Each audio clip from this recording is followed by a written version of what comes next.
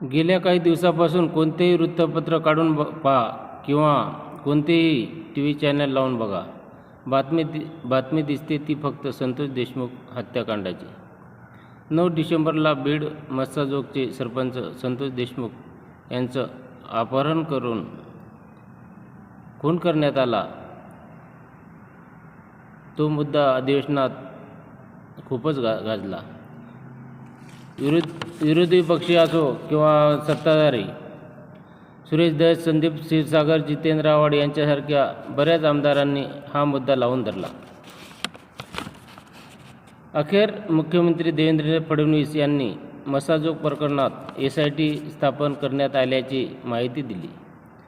दुसरीकडे बीड जिल्ह्याचे पोलीस अधीक्षक अविनाश बरगड यांची 4 महिन्यात तडकाफडकी बदली करण्यात आली। बीडचे गुंडाराज घालवण्यासाठी मुख्यमंत्री देवेंद्र फडणवीस यांनी सिंघम ओळख असलेले अधिकारी नवनीत कामत यांच्यासारख्या अधिकाऱ्याची नेमणूक करण्यात आली। नेमणूक होताच नवनीत कामत यांनी वरिष्ठ अधिकाऱ्यांची बैठक बोलावली व बीडचा मुद्दा लवकर निकाली काढण्याचे सांगितले। बीडची गुन्हेगारी संपविण्यासाठी त्यांच्यावर आव्हान असणार आहे।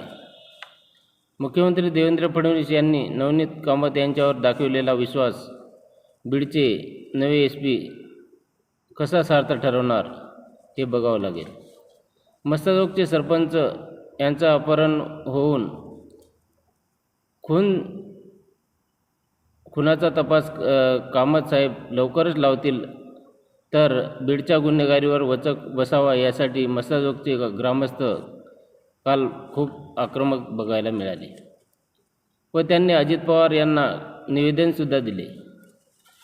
धनंजय मुंडे यांना मंत्री करू नका असे अजित पवार यांना निवेदन देण्यात आले।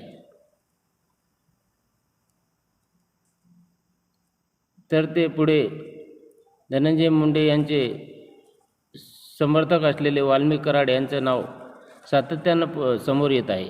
वाल्मिक कराड यांच्यावर खंडणीचा गुन्हा देखील दाखल करण्यात आला आहे।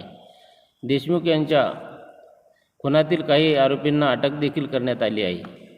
असली तरी या खुनाचा मास्टरमाइंड पोलिसांना अजून सापडलेला नाही। मस्साजोगचे प्रकरण अधिवेशनात चांगल्याच गाजत असल्यामुळे विरोधकांनी बीडचा कायदा व सुव्यवस्था यांच्यावर प्रश्नचिन्ह उपस्थित केले। विरोधकांनी पोलिसांच्या कार्यवाहीवर सुद्धा प्रश्नचिन्ह उपस्थित केले। त्याचबरोबर पोलीस कुणाच्या तरी दबावात असल्यामुळे कार्यवाही होत नसल्याचे विरोधक व सत्ताधारी आमदार म्हणाले। त्यानंतर मुख्यमंत्र्यांनी लगेच निवेदन केले आणि बीडचे SP अविनाश बरगड यांची तडकाफडकी बदली करण्यात आली असल्याचे सांगितले।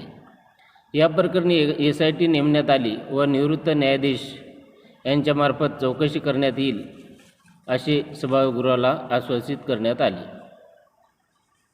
आता नवनीत कामत यांची केलेली नेमणूक, मुख्यमंत्री साहेबांनी त्यांच्यावर दाखवलेला विश्वास ते कसे सार्थ ठरवतील हे आता